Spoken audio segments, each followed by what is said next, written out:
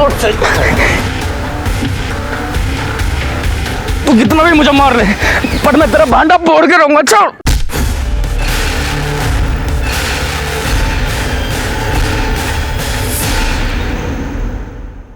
नमस्कार, मैं Sonali Kulkarni crime petrol 70 के इस नए अध्याय में आपका स्वागत करती हूँ। देश में हर साल हत्याओं के करीब 6000 मामले अनसुलझे रह जाते हैं। एक आंकड़े के मुताबिक हत्या के मामले में ऐसे कोल्ड केसेस की तादाद पहले ही 2.5 लाख से ज्यादा है, जिनमें से कई मामलों में न मरने वाले के बारे में पता चलता है और न ही मारने वाले का कोई सुराग मिल पाता है। यकीनन इन हत्याओं के पीछे ऐसे शातिर अपराधी हैं जो कोई सुराग नहीं छोड़ते, लेकिन कई बार पुलिस का देर से पहुंचना, क्राइम सीन से छेड़छाड़ और कभी कभी तो खुद विक्टिम की जानकारी ही रहस्य बनकर रह जाती है। आज की कहानी ऐसे ही rarest of the rare case से पर्दा उठाती है। कोस कोस पर पानी बदले 4 कोस पर वाणी। तकरीबन 2.5 दर्जन राज्यों और उतनी ही भाषाओं की विविधता वाले हमारे इस देश में ये केस जुड़ा हुआ था एक अजीबोगरीब शादी से।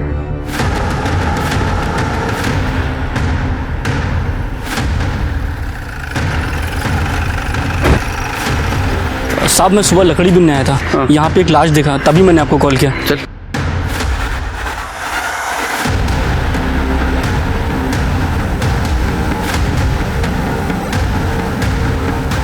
शीर के इसके सर पे जोर से मारा है और इसकी वजह से इसकी मौत हो गई।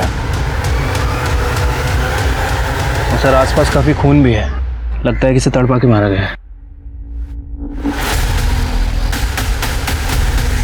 सर, इसके कपड़ों पे लगी कालिक कुछ कोयले जैसी लग रही है। शीर की बॉडी को पोस्टमार्टम के लिए भेज दो और कपड़े फॉरेंसिक को, और जंगल के आसपास कोई सीसीटीवी हो तो उसका फुटेज कलेक्ट करो।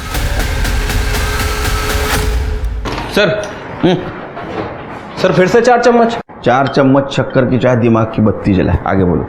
सर, वो जो बॉडी मिली थी ना, उसके बारे में कुछ खास इन्फॉर्मेशन नहीं मिली सर, और सीसीटीवी में भी कुछ खास पता नहीं चला है। लेकिन सर, पीएम रिपोर्ट से पता चला है कि उसके सर पर किसी भारी चीज़ से वार किया गया था, जिसकी वजह से उसकी मौत हुई है। बॉडी मिलने के 10 से 12 घंटे पहले उसकी मौत हो चुकी थी, और उसके कपड़ों पे जो कालिक लगी थी ना सर, वो कोयला ही है। कोयला? लेकिन शीर के क्राइम सीन के आसपास तो हमें कोयले का कोई निशान नहीं मिला। एक काम करो, गोमती नगर में कहीं कोयले का गोदाम है क्या पता करो, क्योंकि यही चीज़ है जो हमें उस लड़की के शिनाख्त में काम आएगी। ठीक है सर। साहब, इसका नाम तो राजू यादव है। ये अपने कोयला सप्लायर कमलेश शिंदे है ना, उनके शंकर नगर वाले गोडाउन में काम करता था। सर, ये राजू है? मुझे यकीन ही नहीं हो रहा है। इसे किसने मारा होगा? देखिए, इसे जिसने भी मारा है बहुत ही बेरहमी से मारा है। अच्छा, राजू का किसी से कोई झगड़ा, कोई दुश्मनी, किसी से कोई अनबन थी इसकी? सर, वो तो बहुत ईमानदार आदमी था, शायद ईमानदारी उसकी दुश्मन हो गई होगी। वैसे तो सबसे अच्छी तरह से बातें करता था।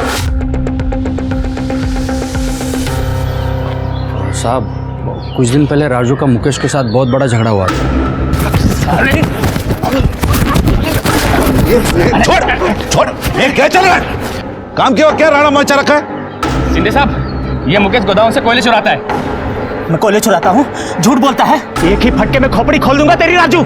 इसके घर की तलाशी ले लो। मैंने अपनी आंखों से देखा इसे कोयले चुराते हुए, और जब मैंने टोका तो साला मुझे गालियां दे रहा है। रुक जा साले, अब तू गालियों से नहीं मानेगा, अब तो तुझे तेरे ऊपर तो पहले से शक था मुझे। चल निकल, गोदाम के आसपास भी नजर आया ना तो पुलिस के हवाले कर दूंगा। चल निकल। साले, तुझे तो मैं नहीं छोड़ूंगा, तुझे देख लूंगा मैं। उस दिन के बाद मुकेश आया नहीं। जब वो निकल रहा था तो राजू को मारने की धमकी दे रहा था। हाँ सर, मुझे भी ऐसा ही लगता है। ये मुकेश नहीं मारा होगा, उस दिन की बेइज्जती का बदला लिया होगा। नहीं साहब, मत मारो साहब। किसने मारा? बोल। नहीं पता साहब। नहीं पता? उसने तुझे नौकरी से निकाला और तूने उसे दुनिया से निकाल दिया। साहब, मुझे गुस्सा तो बहुत आया था साहब। अगर गुस्से में वो सामने आ जाता, उसकी चमड़ी खींच लेता साहब। लेकिन साहब, बेरोजगारी की वजह से गांव जाना पड़ा साहब। साहब, मैं आज ही गांव से लौटा हूँ। ना विश्वास हो साहब तो गांव में पूछ लीजिए साहब। वो तो हम पूछताछ करेंगे ही। अरे बिना शक्कर क्या चाय नहीं पी मैंने, तेरी कसम। सर। हाँ, एक मिनट। सर वो मुकेश सच कह रहा था और लोकल पुलिस ने भी कंफर्म किया सर, वो उस दिन गांव में ही था और यहाँ उसके पड़ोसियों का भी यही कहना है। तो शिरके अभी तक के इन्वेस्टिगेशन में किसी पे शक? सर यही तो सबसे बड़ी प्रॉब्लम है, मुकेश अपने गांव में था और उसके अलावा ऐसा कोई है नहीं जो शक के दायरे में हो। सर राजू तो वैसे भी बहुत गरीब आदमी था, झोपड़पट्टी में रहता था, उसके पास खुद का फ़ोन भी नहीं था। शिरके एक बात समझ में नहीं आ रही, राजू जैसे गरीब आदमी को मार कर क्या मिलेगा? हाँ ये 100-200 के लिए ये गंजेड़ी नशेड़ी लोग एक दूसरे का मर्डर कर देते हैं, लेकिन राजू तो एकदम कंगाल था सर। शिरके अक्सर ऐसे केसेस जिसमें सस्पेक्ट नहीं होता, ऐसे केसेस की फाइल बंद हो जाती है, लेकिन हम ये केस सॉल्व करके रहेंगे। राजू का कत्ल किसने किया था? अनाथ और गरीब राजू की हत्या करके किसी को क्या हासिल हो सकता था? क्या वाकई इस जुर्म के पीछे ऐसा कोई शातिर अपराधी था जिसने गहरी साजिश के तहत न सिर्फ राजू को मौत के घाट उतारा, बल्कि वो अब भी खुली हवा में सांस ले रहा था। दूसरी तरफ सस्पेक्ट न होने की वजह से पुलिस ने हार कर इस केस को ठंडे बस्ते में डाल दिया था। लेकिन 2 महीने बाद अचानक लालच और धोखे की इस कहानी ने एक नया मोड़ ले लिया। क्या कहानी के इस दूसरे छोर से राजू की मौत का कोई गहरा संबंध था? अंजलि जब इस घर से निकल जाएगी तो हमारी इतनी अच्छी देखभाल कौन करेगा? आओ खूब गुणी मुल गए हो, और क्या मजा है कि उसे गुस्सा आ जाए। और अंजलि के हाथ की 1 कप चाय पी कर देखिए आप, मजा आ जाएगा। काय वहिनी? हो ना भाऊजी, आणि फक्त चहा काय, सुगरण आहे हो माझी मुलगी।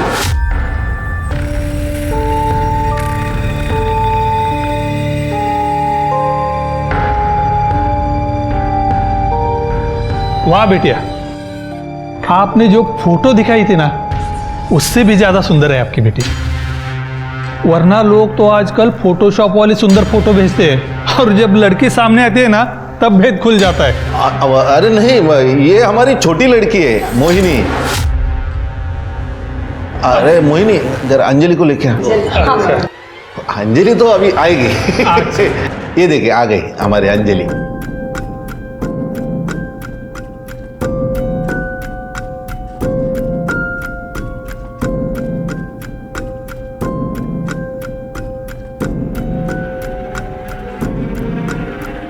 फोटो में तो लड़की इतनी काली नहीं दिख रही थी। आपने हमें क्या बेवकूफ समझा है जो इतनी बदसूरत लड़कियों को हम अपनी बहू बनाए? ये रिश्ता भी चला गया, इस लड़की की शादी होने से रही आता बस आमच्या डोक्यावर जिंदगीभर। आई, इसमें मेरी क्या गलती है? जहाँ कहती हो चुपचाप खड़ी तो हो जाती हो, अजून काय करूँ आई? गलती तो हमसे हुई है, तुझे पैदा करके। रूप रंग में आप पर नहीं गई होती ना तो भी गोरी होती, मेरी मोहिनी की तरह। ऊपर से कोयले का धंधा शुरू किया तो ये कोहिनूर तो पैदा होना ही था ना हमारे घर पे। वही आप गुस्से में कुछ भी बोल जाती हो। अरे हमारी अंजलि सच में कोहिनूर है, बस लोग उसकी अच्छा ही नहीं देख पाते। ओ भाऊजी, तुम्ही तो बोलूच नका। ये लड़की ना हमारा दम लेके इसे चैन मिलेगा।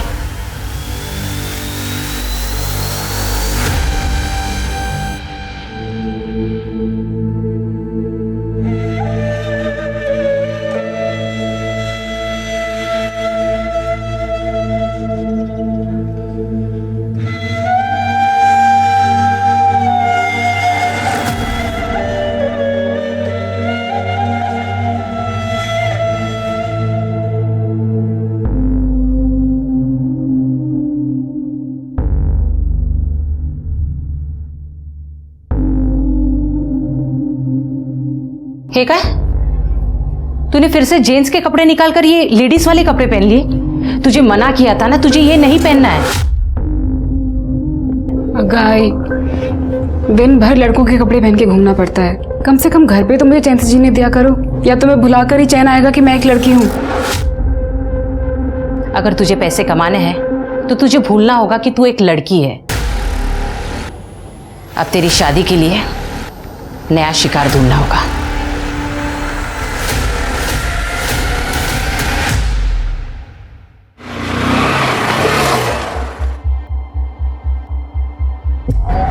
अंजलि बाइक पे घूमने चलेगी मेरे साथ? अब मना मत करना यार, सब मना करेगी तो दिल टूट जाएगा मेरा। तुम फिर आ गए? सच में बहुत बेशरम हो तुम। तुम्हें कितनी बार कहा है कि मुझे तुम्हारे साथ कहीं नहीं जाना, तुम्हें बात समझ में नहीं आती? अरे चल ना, अब इतनी सुंदर सुंदर लड़कियां अभी इतने नखरे नहीं करती, तुझे किस बात का घमंड है?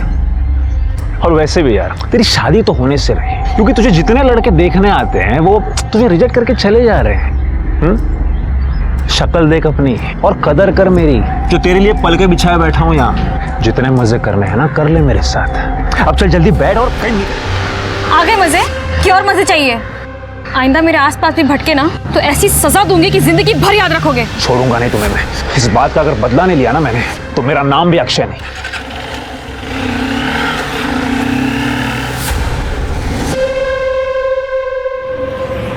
चलो बाय।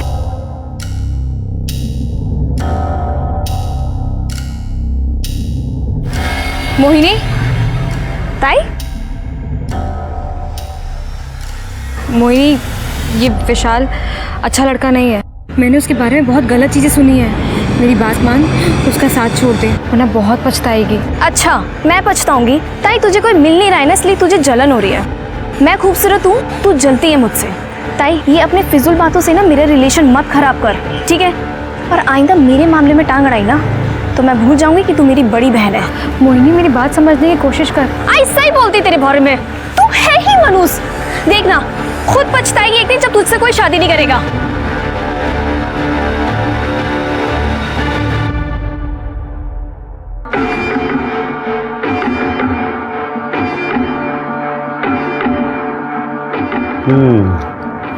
ये सब ठीक है, लेकिन इनमें से पैसे वाली अमीर पार्टी कौन सी है?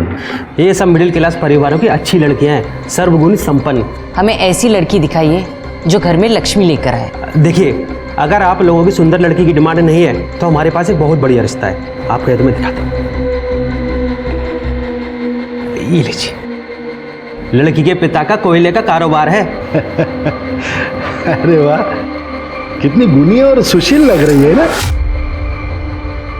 आपकी बेटी हमें बहुत पसंद है।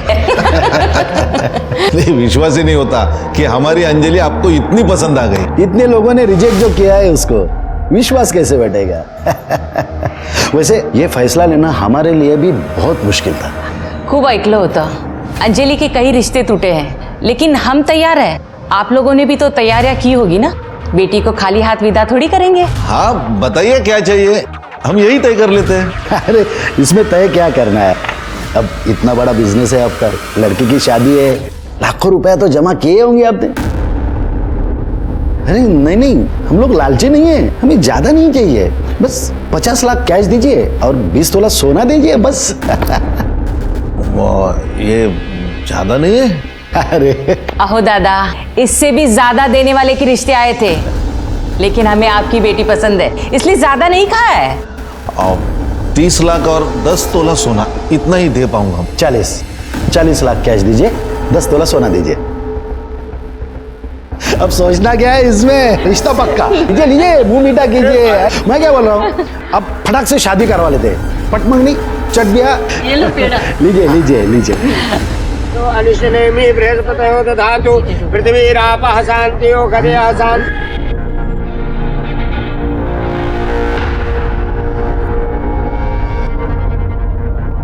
शिंदे, हाँ 20 लाख मिले, बाकी का पैसा? बस कुछ दिन में मिल जाएंगे, आप बेफिक्र रहे। देखना। हाँ हाँ जरूर।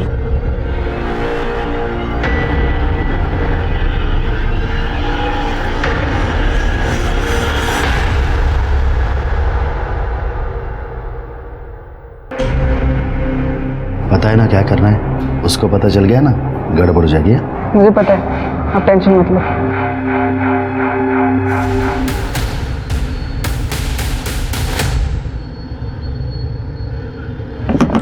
अरे भाभी जी, लाइए, मैं पकड़ता हूँ, लाइए। क्या कर रहे हैं? रहने दीजिए, मैं कर लूंगी। अरे आप क्या क्या करोगे भाभी जी, हमें भी तो सेवा का मौका दीजिए। लाइए, मैं पकड़ता हूँ, आइए आइए आइए। भाभी जी, आपको पहले कभी देखा नहीं या नए हो क्या? हो, कल्पना एची सोन, अभी शादी हुई है। अच्छा, सूरज भाऊ। भाभी जी, एक बात बोलूं, आप ना बिल्कुल मेरे बीबी जैसे दिखते हो। हाँ, वो वहाँ गांव में और मैं यहाँ डंडा लेके खड़ा हूँ, चौकीदार का काम करता हूँ ना। इसीलिए आपको देखे ना उसी की याद आई. खरंच सांगतोय. ये दे दीजिए. Thank you.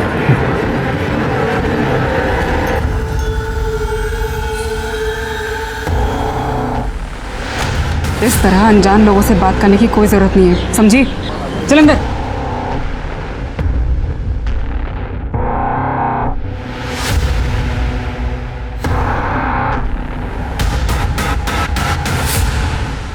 सर ये सब देख के तो सर.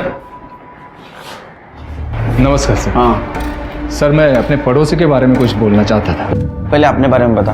हाँ सर, मैं पीताम्बर काळे नीरव नगर में रहता हूँ. मेरे पड़ोसी का नाम है सखाराम सावंत. माझ्याकडे वेळ नाही आहे, लवकर काय ते सांगा. सर, ये सखाराम सावंत की बेटी है सोनम. 1 साल भर से गायब है. बड़ी अच्छी लड़की थी. मैंने वो सखाराम सावंत और उसके बेटे सूरज सावंत दोनों को बहुत बार पूछने की कोशिश की, लेकिन वो लोग अजीब ढंग से बात को टाल जाते हैं. सर, फिर एक दिन बताया कि वो गांव चली गई है. हाँ, तो इसमें अजीब क्या है? हो सकता है बेटी को गांव भेज दिया हो. लेकिन सर, एक बहन को अपनी भाई के शादी में आना चाहिए कि नहीं? वो नहीं आई. अब ये उसका भाई सूरज दिखता भी कुछ अजीब ही है सर. पहले कभी इसको ना देखा, ना इसके बारे में उन लोगों ने कभी जिक्र किया. फिर अचानक 3 साल पहले घर आ गया और 1 साल भर पहले सोनम गायब हो गई. ठीक है, चेक करा. सर,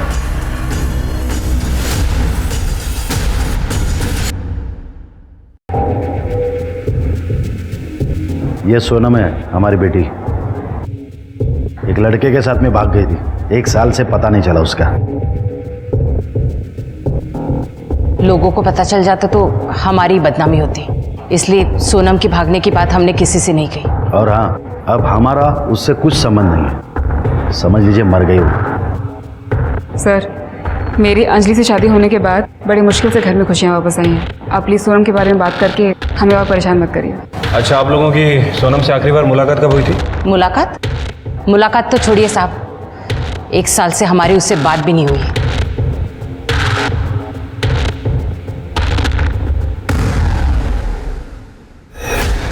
तृप्ति, इस सोनम की कुंडली निकालो. मुझे लगता है कि फैमिली हमसे कुछ छुपा रही है.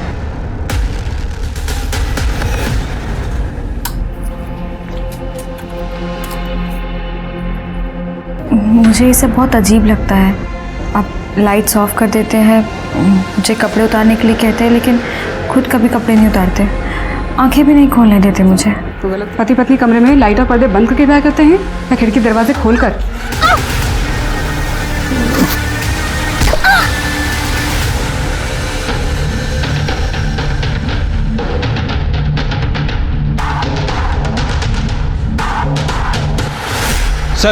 सर, ये पीताम्बर का शक सही लग रहा है. सोनम का फोन पिछले 1 साल से बंद है. उसके कॉल रिकॉर्ड्स भी चेक किए हैं. कोई अफेयर का एंगल सामने नहीं आया सर.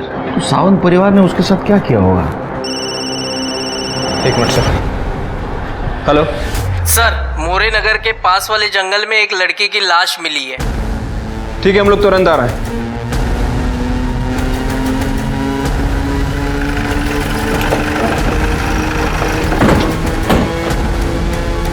स्मिता, चेक करा.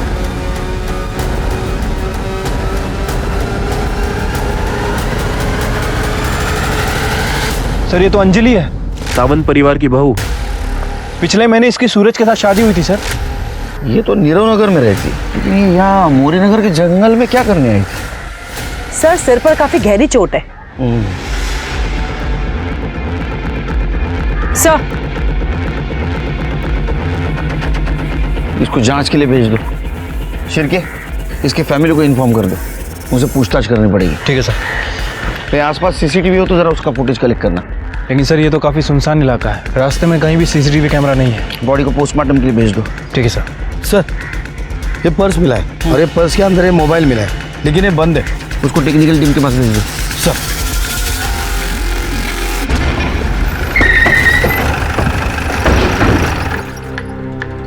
आपकी बहू कहाँ है? वो सुबह बाजार गई है. आपने आखिरी बार कब देखा था उसको? आज सुबह जब वो बाजार गई. लेकिन क्या बात क्या है सर? मोरे नगर के जंगल में हमें एक लाश मिली है. वो आपकी बहू की है. क्या क्या कह रहे सर? अरे वो, ये कैसे हो गया? किसने मारा होगा मेरी बहू अंजलि को? उसकी किसी से क्या दुश्मनी हो सकती है? सर, किसने मारा मेरी बीवी को बताइए, मैं छोड़ूंगा नहीं उसे। बेटा बाबा, अंजलि शांत हो जाओ। आप कहाँ थे उस वक्त? दुकान पर अपनी। कीर्ति नगर से यहाँ तक जितने भी सीसीटीवी है सारा फुटेज कलेक्ट करो। शिरके, तुम्हें अजीब नहीं लगता जिस घर की बेटी 1 साल से गायब है उसी घर की बहू की हत्या हो जाती है, वो भी इस तरह? सर अजीब बात तो है। वैसे इस केस में एक और कॉमन लिंक है, कमलेश शिंदे। सर ये अंजलि उसी कमलेश शिंदे की बेटी है जिसके गोडाउन में ये राजू काम करता था, और राजू की हत्या भी 2 महीने पहले ही हुई है। इन दोनों केसेस का आपस में जरूर कुछ ना कुछ संबंध है, लेकिन क्या? अगर संबंध नहीं है, ये योगायोग की बात है, तो इस केस की जड़ तक हमें जाना होगा। हाँ सर। सर ये देखिए सर, 16 फरवरी की सुबह 11 बजे अंजलि कीर्ति मार्केट की सीसीटीवी में कैप्चर हुई है।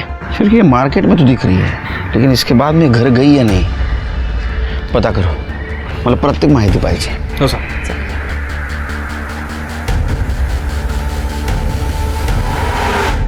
अंजलि, अंजलि,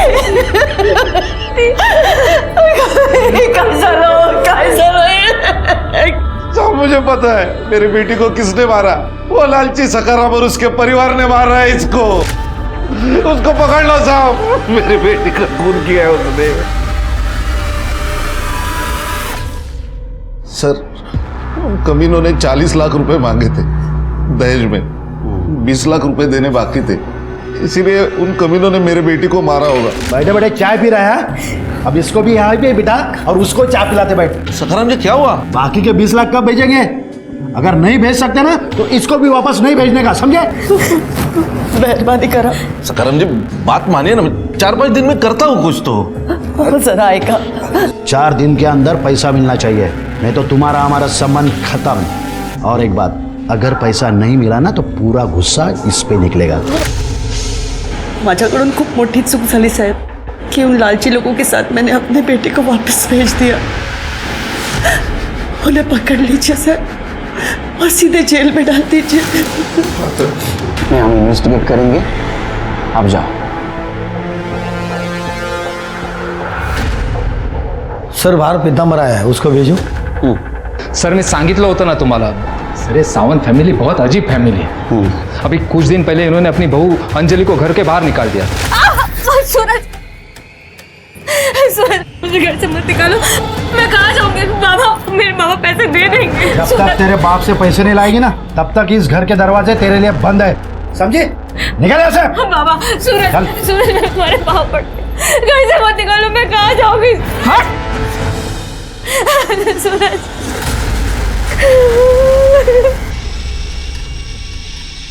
ओहो भाभी जी, ये दुनिया ना बड़ी जालिम है, लेकिन आप चिंता मत कीजिए, मैं हूं ना, आपको कोई भी तकलीफ होने नहीं दूंगा। आप ना मेरे साथ चलिए। अरे आइए। हाथ मत लगाना मुझे। अरे भाभी दूर हटो। खूब समझती तुम्हारे घटिया इरादे। मदद चाहिए होगी ना तो अपने आई पापा के पास जाऊंगी। तुम निकलो यहाँ से, निकलो यहाँ से। अरे निकलो। सूरज, बाबा। सर वो बेचारी अंजलि कई घंटों तक घर के बाहर बैठे रोती रही, फिर इन लोगों ने उसे घर में लिया। सर बड़े कमीने लोग हैं ये। सर उस पर भरोसा मत कीजिए, वो 1 नंबर का कमीना आदमी है। वो भी यही बोल रहा था आपके बारे में। आप मुझ पर विश्वास कीजिए ना सर। क्यों? एक तो वो अपनी बेटी की शादी मेरे बेटे से करवाना चाहता था, जब बात नहीं बनी तो इस तरह से बदला ले रहा है। चाय पानी का बंदोबस्त करो। हो बाबा।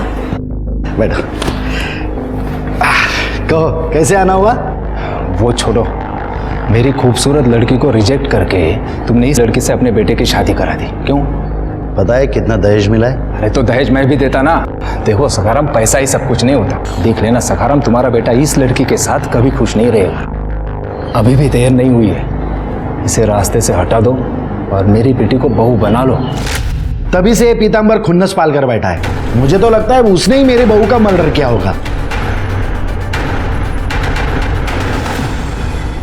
सर अंजलि की पोस्टमार्टम रिपोर्ट में उसके साथ रेप कंफर्म हुआ है सर।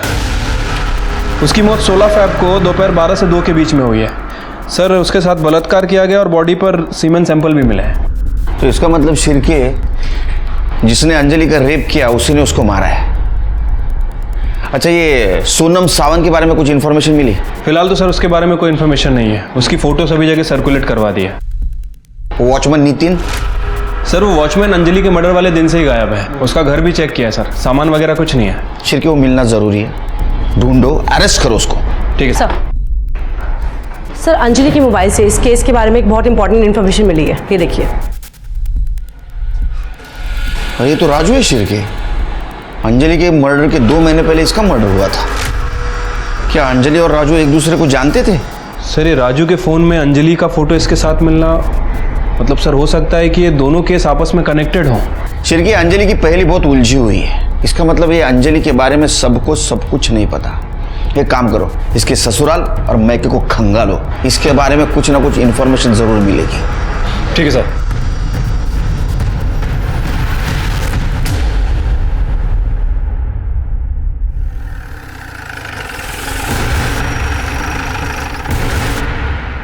पूरे घर का कोना कोना छान मारो, अच्छे से तलाशी लो। सर। बड़े अंदर जाओ। अरे साहब, ये क्या चल रहा है? 16 फ़रवरी को 12 से 2 के बीच कहाँ थे आप लोग? कहाँ थे मतलब? घर पे ही थे। सूरज कहाँ था? हमारी किराने की दुकान है, मैं वहीं पर था। देखो अगर कुछ छुपा रहे हो ना तो उगल दो, वरना अपने तरीके से पूछो। सर, ये अंजलि की डायरी। और सर, ये कुछ और मिला है। क्या ये मैंने ही खरीदा था। क्यों, कोई अपराध है क्या? चलो। सर, अंजलि के हस्बैंड सूरज के कॉल रिकॉर्ड चेक किए थे सर। सर एक इंपॉर्टेंट बात पता चली है। सर ये सूरज किसी निशा नाम की औरत के कांटेक्ट में था। निशा बार बार उसे कॉल करती थी, और जब हमने निशा के एड्रेस पे जाके पूछताछ की तो सर पता चला है कि निशा सूरज की पहली बीवी थी। 5 साल पहले ये सावंत फैमिली आदर्श नगर में रहती थी, और सर ये सावंत फैमिली के घर से अंजलि की डायरी मिली है। बहुत कुछ लिखा है इसने उसमें। राजू, देखो मैं तुम्हारी पसंद की मिठाई लेकर आई हूँ। मेरी पसंदीदा मिठाई तो तुम हो। बैठो।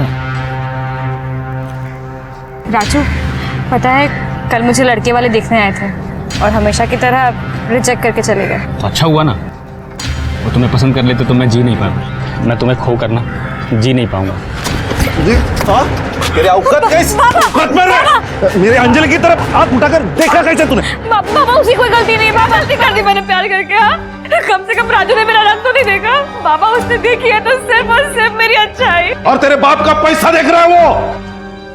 देखो, ये लड़की पैदा होने से पहले मर क्यों नहीं गई? खबरदार, याच्या पुढे ना राजूला भेटली ना तो मुझसे बुरा कोई नहीं होगा, समझे? तो चल जा यहाँ से, जाओ। शिरके, सावंत फैमिली बहुत गड़बड़ लग रही है। हर वक्त कुछ ना कुछ नया राज सामने आ रहा है। शिरके, ये डायरी सिर्फ डायरी नहीं है। इस केस में जितने भी विलन शामिल है उन सबकी कुंडली है। शिरके, राजू के फाइल के ऊपर जो धूल जमी थी वो झाड़ने का टाइम आया।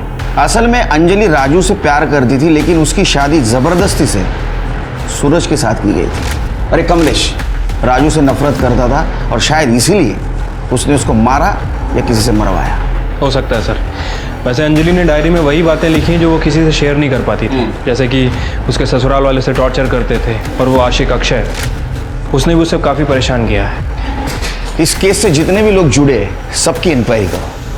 किसी भी हालत में राजू और अंजलि को न्याय मिलना जरूरी है। और वो कमलेश, उसकी दोबारा पूछताछ करो। आपने बात हमें पहले क्यों नहीं बताई कि अंजलि राजू को चाहती थी? सर, अगर मैं ये बात बताता तो बेकार में आप मुझ पर शक करते। शक कभी भी आपके ही ऊपर है। आपने अपने गोडाउन के वर्कर को मना किया था कि अंजलि और राजू की बात सामने नहीं आनी चाहिए। इनफैक्ट राजू की मौत से आपका रास्ता साफ हो गया है। उसकी मौत से सिर्फ और सिर्फ आपको फायदा हुआ और किसी को नहीं। नहीं सर, ऐसी बात नहीं है सर। देखिए, कमलेश दादा ने कुछ नहीं किया है, और इन पर राजू की हत्या का आरोप लगाने से अच्छा है ना कि आप अंजलि के कातिल को ढूंढिए प्लीज। आपको क्या लगता है हम क्या कर रहे हैं? वही कर रहे हैं हम।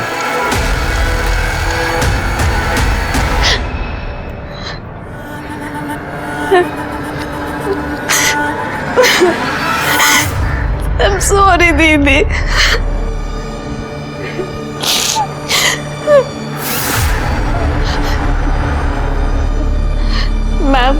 थोड़े टाइम पहले दीदी ने मुझे एक बात बताई थी, शायद मुझे आपको बहुत पहले बता देनी चाहिए थी।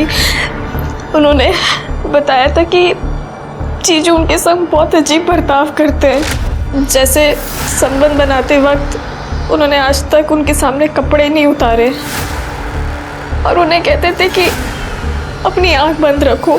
बड़ी अजीब बात है, पति पत्नी के बीच में इतना पर्दा कहाँ होता है? कुछ और बताया उसने तुम्हें? नहीं मैम, पर दीदी को बहुत अजीब फीलिंग आती थी सूरज जीजू से। उन्हें ऐसा लगता रहता था कि जैसे जीजू से कोई बहुत बड़ी बात छुपा रहे हैं। ये सूरज कहीं लड़की तो नहीं है सर? क्योंकि उसके हाव भाव देख के मुझे कुछ ठीक नहीं लगा। तुम्हें भी शक हुआ ना शिरके?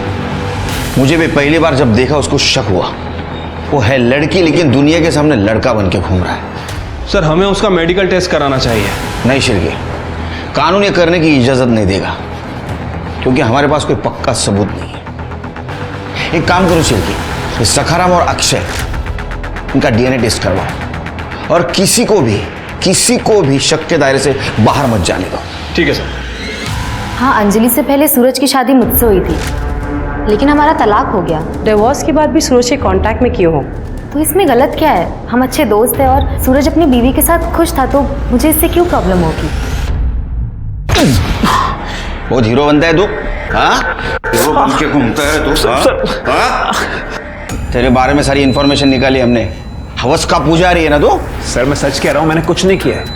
अंजलि की शादी के बाद से तो मैं कभी उससे मिला भी नहीं। शादी के पहले तो परेशान करता था उसको। नीरव नगर में तेरा मोबाइल लोकेशन क्या करता है रे? उसके ससुराल के आसपास क्यों मंडरा था तू? नीरव नगर में मेरा दोस्त रहता है, इसलिए कभी कभार जाते रहता हूँ मैं उसके पास।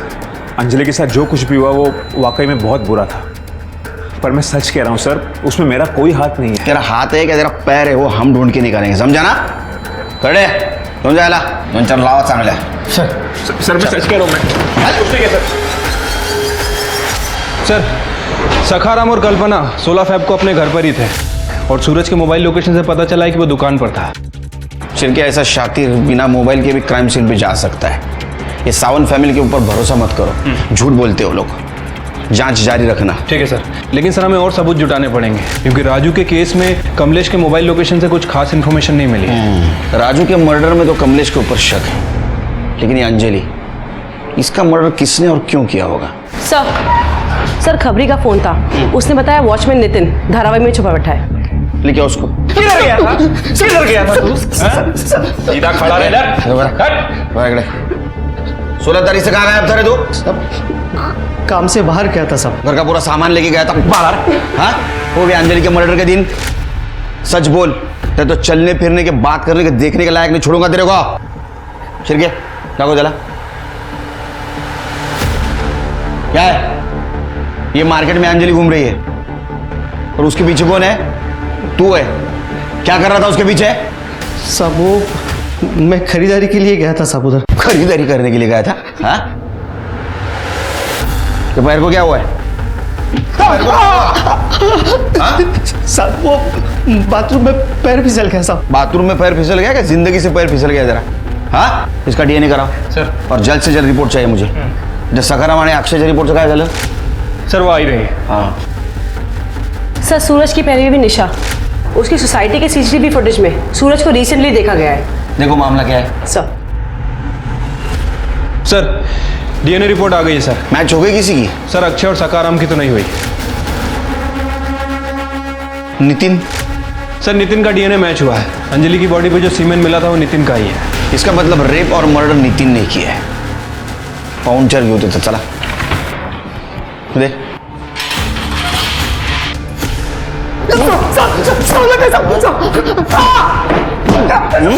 ये तो प्रूव हो गया कि तूने अंजलि का रेप किया।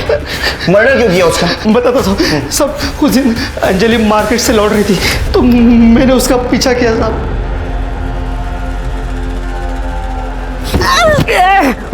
रुक तेरी तो रुक।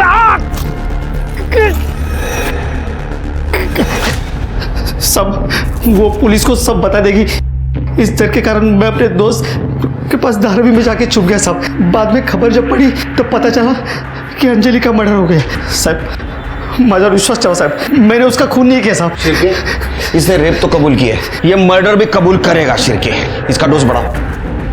सब मेरी बात सुनो, सब मैंने नहीं किया था, सब नहीं मारा, नहीं किया सब। अंजलि मर्डर केस उसके साथ हुए बलात्कार की पुष्टि पर जाकर ठहर गया था।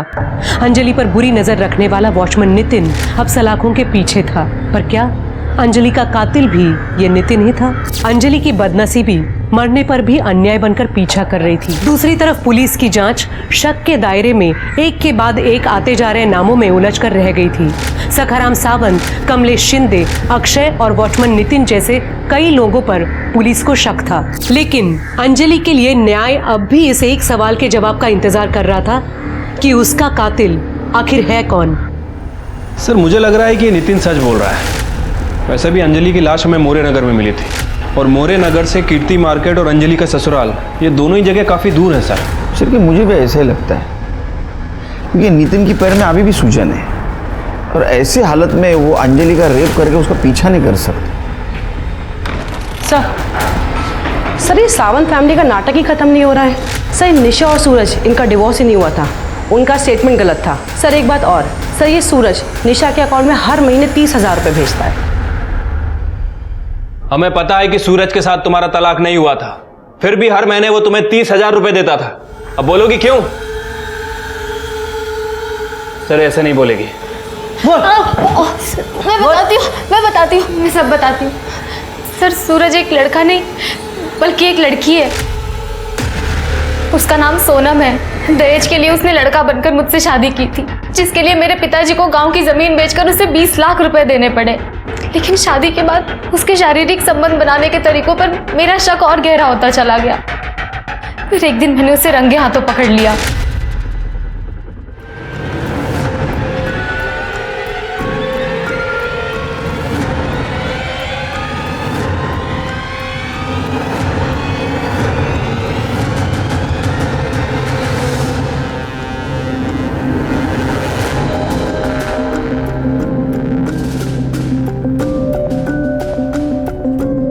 तो यही ढूंढ रही है ना?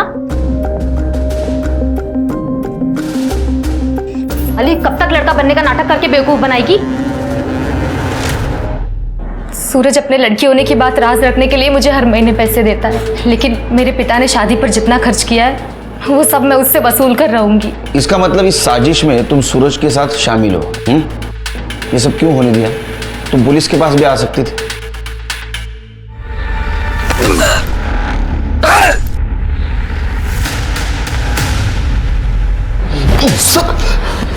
सर क्यों मारा पता चला? नहीं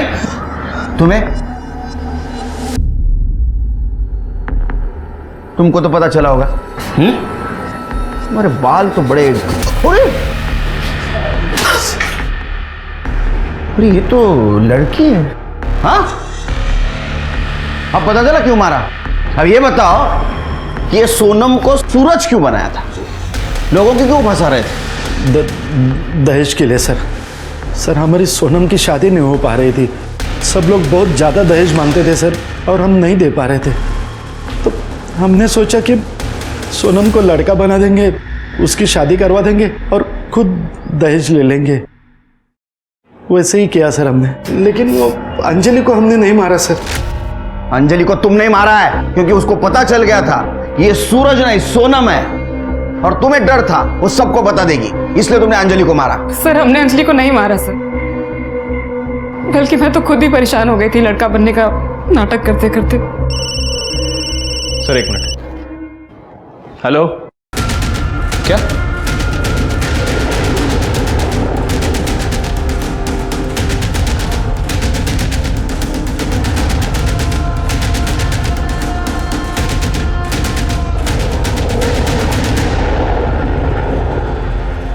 सर मैंने इसे कहीं तो देखा है। सर ये कमलेश शिंदे के कोयले के गोडाउन में काम करता था। क्या? सर ये क्या चक्कर है? हर एक मामले की लिंक कमलेश शिंदे के कोयला गोडाउन से जाके मिलती। हाँ सर, लेकिन अभी तक हमें कमलेश शिंदे के खिलाफ कोई पुख्ता सबूत नहीं मिला है। मिलेगा, जरूर मिलेगा। पहले इसकी इंफॉर्मेशन निकालो। ठीक है सर। दगड़ू का घर ये? जी हाँ, मेरा ही बेटा है। तो कहिए क्या बात है? दरअसल उसका मर्डर हो गया है। हाँ? और हमें घर की तलाशी लेनी है। पूरे घर की अच्छे से तलाशी लो।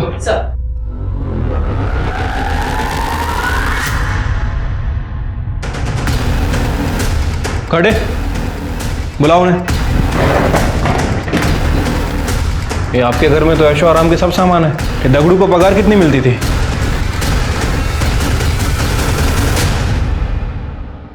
सर,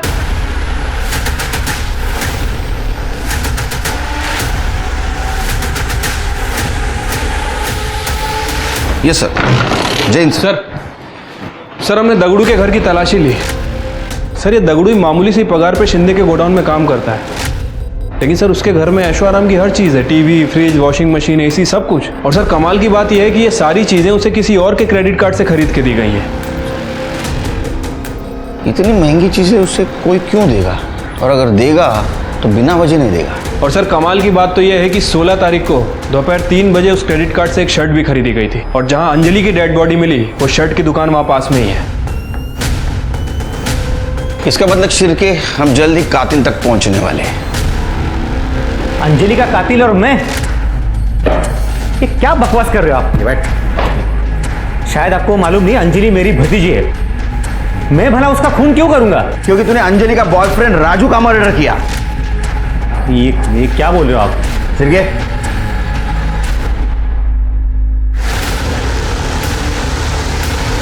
मेरा वीडियो? हाँ, ये मोबाइल हमें दगड़ू के घर से मिला, और ये वीडियो देख के तू डरता था, और इसलिए तू दगड़ू जो चाहता था उसको लेके देता था। इतना ही नहीं, दगड़ू के बाप ने हमें बताया तू कोयले के गोदाम के आड़ में गलत धंधा करता था। हाँ, तेरा नसीब अच्छा था रे, तू 3-4 मोबाइल यूज करता था, इसलिए तू जल्दी ट्रेस आउट नहीं हुआ हमको। अब बता अंजलि को क्यों मारा? क्या सबूत है आपके पास कि मैंने? सबूत चाहिए तेरे को? याद कर, जब तूने अंजलि को मारा तो ब्लड के छींटे तेरे शर्ट पे उड़े थे, आया याद? फिर तूने क्या किया? तो एक दुकान में गया, वहां तूने एक शर्ट खरीदी और वहां कार्ड स्वाइप किया। वो कार्ड स्वाइप किया जो कार्ड स्वाइप करके तू दगड़ू को चीजें लेके देता था। हम वो दुकान में पहुंचे, तेरा नसीब खराब था, तूने वहां से एक शर्ट तो खरीदी लेकिन पुरानी शर्ट वहीं छोड़ गया, और वो दुकानदार ने वो शर्ट स्टोर रूम में रखी थी। और चाहिए सबूत? और चाहिए सबूत? नहीं साहब, बता दो सब। बता। साहब, मैं कमलेश दादा के कोयले के गोडाउन में चुपके से ड्रग्स का धंधा करता था। सब कुछ ठीक चल रहा था, लेकिन एक दिन ये बात राजू को पता चल गई। अरे क्या कर रहे हो? ठीक से रखो।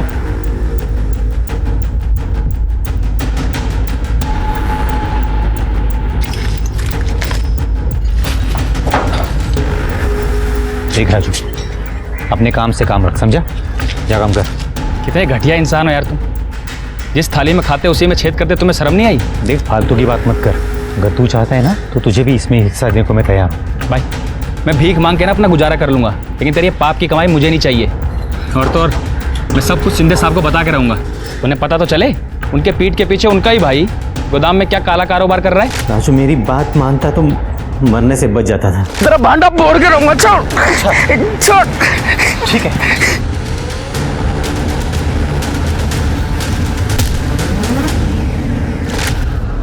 अंजलि को क्यों मारा? सब एक दिन अंजलि अचानक मायके आई थी और मुझे ये बात मालूम ही नहीं थी वो घर पे है। देख दगड़ू, अगर मुझे ब्लैकमेल करने की कोशिश की ना तो तू बहुत पछताएगा। ड्रग्स सप्लाई के मामले में तुझे जो तेरा हिस्सा मिल रहा है ना, तू उसी में खुश रहे, समझा? और हाँ, राजू की हत्या का मामला अगर सामने आया तो तुझे क्या लगता है तू बच जाएगा? मेरे साथ तू भी फंसेगा। चल रखता हूं।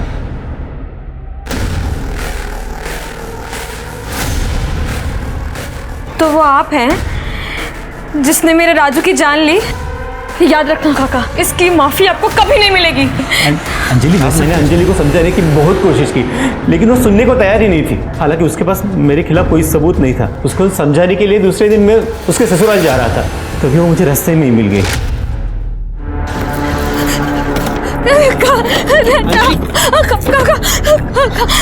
अंजलि, क्या हुआ? काका बताओ मुझे, किसने किया ये सब? काका, एक आदमी ने। अंजलि, हम अपने घर चलते हैं, कमलेश दादा के पास। मैंने कहा ना, मैं सब कुछ ठीक कर दूंगा। तुम जैसे खूनी से तो मुझे मदद चाहिए ही नहीं। तुमने मुझसे मेरा राजू छीन लिया। सबने मुझे बहुत तकलीफ दी है। सब के सब जेल जाओगे तुम लोग। चुप, वरना तेरी आवाज भी हमेशा के लिए बंद कर दूंगा, समझी? अंजलि, उधर उधर। और फिर दगड़ू भी ये वीडियो दिखाकर मुझे ब्लैकमेल कर रहा था, तो मैंने उसे भी मार दिया।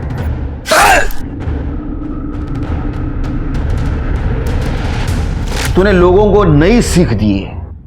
बाहर वालों से पहले अपने लोगों से सतर्क रहना चाहिए।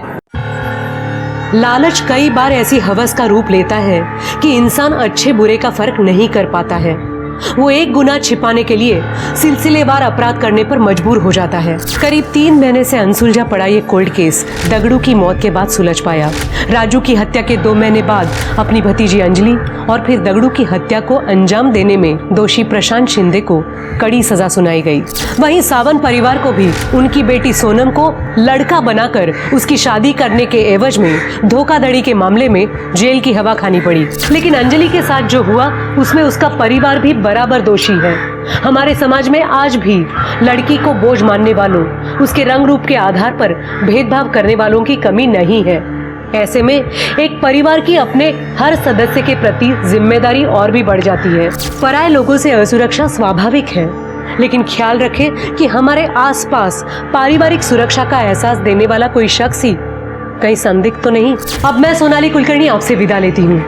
फिर मिलेंगे क्राइम पेट्रोल सतर्क के जस्टिस रीलोडेड में एक नए केस के साथ। तब तक अपना और अपने परिवार का ख्याल रखें, मास्क पहने, सैनिटाइजर का इस्तेमाल करें और सोशल डिस्टेंसिंग ध्यान में रखें। देखते रहिए क्राइम पेट्रोल सतर्क। जय हिंद।